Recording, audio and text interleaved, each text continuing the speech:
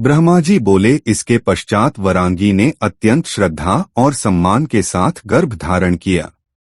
वह गर्भ कई वर्षों तक अत्यधिक तेजस्वी बना रहा और भीतर ही विकसित होता रहा।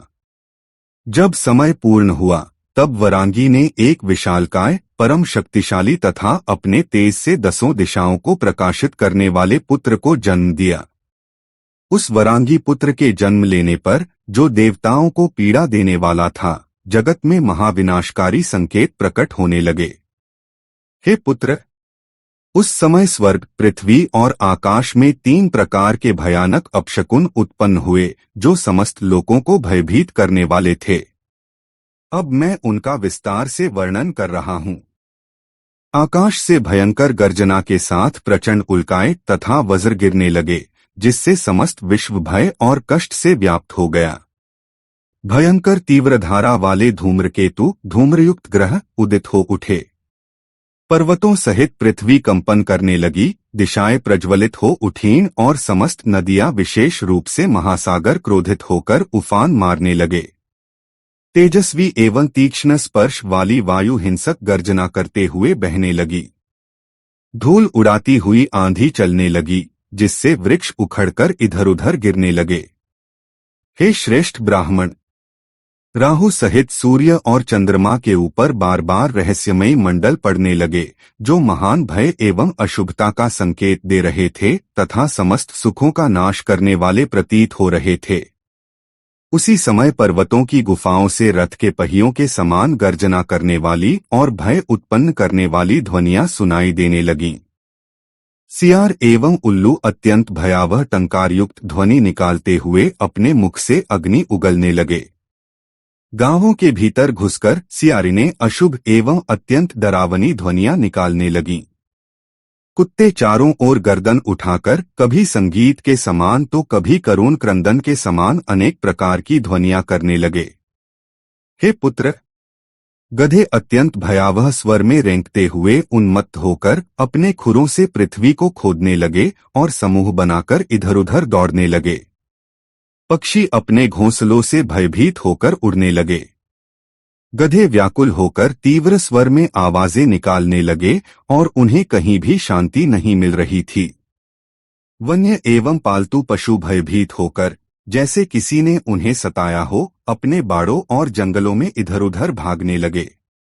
वे बार बार मलमूत्र का त्याग करने लगे और कहीं भी स्थिर नहीं रह पा रहे थे। गायें अत्यंत डर से कांप उठीं, उनके स्तनों से रक्त बहने लगा, आंखों से अश्रुधारा प्रवाहित होने लगी और वे अत्यंत व्याकुल हो उठीं। आकाश में भय उत्पन्न करने वाले बादल घिर आए और उन्होंने रक्त मिश्रित पीव की वर्षा करनी प्रारंभ कर दी। देवताओं की प्रतिमाएं उछलकर रोने लगीं, वृक्ष बिना किसी आंधी तूफान के ही धराशायी होने लगे और आकाश में ग्रहों का भयंकर संघर्ष प्रारंभ हो गया। हे मुनिश्रेष्ठ, इस प्रकार विविध अपशकुन प्रकट होने लगे। अज्ञानी लोग इस दृश्य को देखकर यह सोचने लगे कि मानो संपूर्ण सृष्टि का प्रलय निकट आ गया हो। इसके पश्चात प्रजापति कश्यप ने विचार करके उस महातेजस्वी असुर का नाम तारक रखा। वह महावीर असुर सहसा अपने शौर्य और पराक्रम को प्रकट करता हुआ वज्र के समान कठोर शरीर वाला तथा पर्वतराज के समान विशालकाय बनने लगा। फिर वह महाबली, महापराक्रमी और दृढ़ संकल्पी तारक दैत्य तपस्या करने के लिए माता से अनुमति मांगने पहुंचा। मायावी शक्तियों से भी सबको मोहित करने वाला वह दैत्य अपनी माता की आज्ञा प्राप्त करके सभी देवताओं पर विजय प्राप्त करने के उद्देश्य से कठोर तपस्या करने का निश्चय कर लिया। गुरु की आज्ञा का पालन करने वाला वह दैत्य मधुवन में पहुंचा और ब्रह्मा जी को प्रसन्न करने के लिए विधिपूर्वक घोर तपस्या में लीन हो गया। वह दृढ़ प्रतिज्ञ दैत्य मन को पूर्णतः स्थिर कर नेत्रों से सूर्य को निहारते हुए अपनी दोनों भुजाएं ऊपर उठाकर तथा एक पैर पर खड़ा होकर 100 वर्षों तक कठोर तपस्या करता रहा। इसके पश्चात उसने केवल पैर के अंगूठे के बल खड़े रहकर पूर्ण एकाग्रता के साथ 100 वर्षों तक घोर तप किया। तत्पश्चात उसने 100 वर्ष तक केवल जल ग्रहण करके फिर 100 वर्ष तक मात्र वायु के सहारे जीवित रहकर, उसके बाद 100 वर्ष तक जल में खड़े रहकर और अंततः 100 वर्ष तक कठोर स्थंडिल नुकीले पत्थरों पर लेटकर अपनी तपस्या को निरंतर जारी रखा। 100 वर्षों तक वह दैत्य अग्नि को चारों ओर प्रज्वलित करके तपस्या करता रहा। फिर 100 वर्षों तक उसने नीचे की ओर मुख करके तप किया और इसके बाद 100 वर्षों तक अपनी हथेलियों के बल पृथ्वी पर टिककर घोर तपस्या करता रहा। हे मुने, इसके अतिरिक्त वह 100 वर्षों तक वृक्ष की शाखा को अपने दोनों पैरों से पकड़कर उल्टा लटक गया और पवित्र धुएं का पान करते हुए तप में लीन रहा।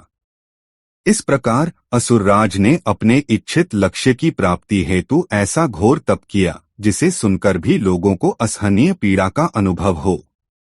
उसकी यह तपस्या अत्यंत कठिन और कष्टकारी थी। हे मुने, इस निरंतर तपस्या के कारण उसके सिर से निकलने वाली प्रचंड अग्नि चारों दिशाओं में फैलने लगी और एक भयंकर उपद्रवकारी तेज उत्पन्न हुआ। उस तीव्र तेज से समस्त देवलोक जलने लगा। चारों ओर देवता और ऋषिगण अत्यंत भयभीत और व्याकुल हो उठे। उसी समय देवराज इंद्र अत्यधिक चिंतित हो गए और भय से सोचने लगे, निश्चित ही कोई महान तपस्वी घोर तपस्या कर रहा है। यदि इसे समय रहते नहीं रोका गया तो यह मेरे पद को भी छीन लेगा। देवगण संशय में पड़ गए कि यह तपस्वी असमय ही संपूर्ण ब्रह्मांड का संहार कर डालेगा।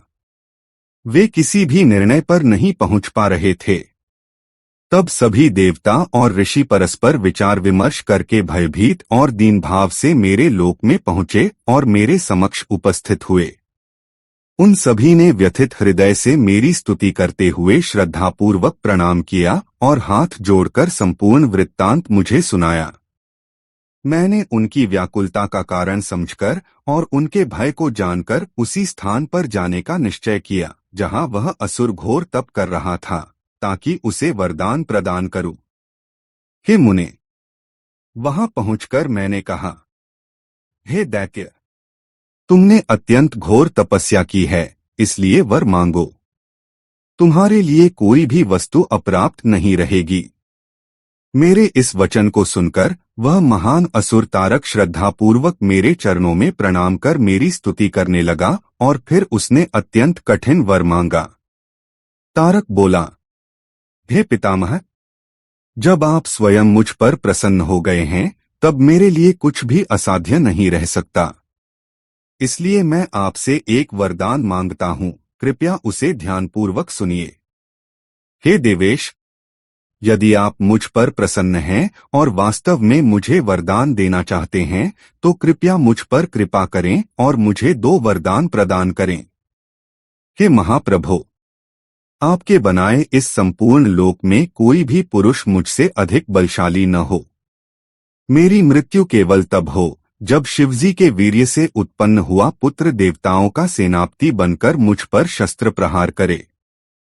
हे मुनीश्वर, जब उस दैत्य ने मुझसे इस प्रकार वरदान मांगा तब मैंने उसे उसी अनुरूप वरदान देकर शीघ्र ही अपने स्थान को प्रस्थान किया। वह दैत्य भी इच्छित उत्तम वर प्राप्त करके अत्यंत प्रसन्न हुआ और शोणितपुर नामक नगर में लौट गया। इसके बाद दैत्य गुरु शुक्राचार्य ने मेरी आज्ञा से असुरों के साथ मिलकर त्रिलोकी के राज्य पर उस महादैत्य का विधिपूर्वक अभिषेक किया। इस प्रकार वह महान दैत्य त्रिलोकाधिपति बन गया और समस्त चराचर को पीड़ित करता हुआ अपनी आज्ञा चलाने लगा।